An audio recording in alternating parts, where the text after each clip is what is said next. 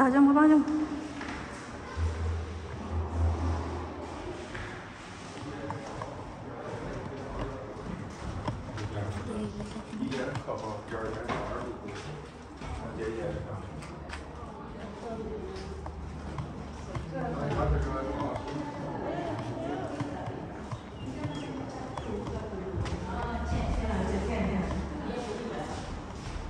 Oh, yang ni okey. Bilik ni okey sebab banyak pintu.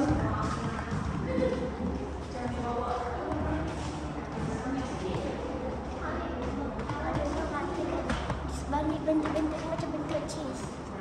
Tangga spiral ini menuju ke sebuah bilik rahsia yang merupakan tempat persembunyian bagi isteri dan anak-anak William sekiranya berlaku sebarang kecemasan.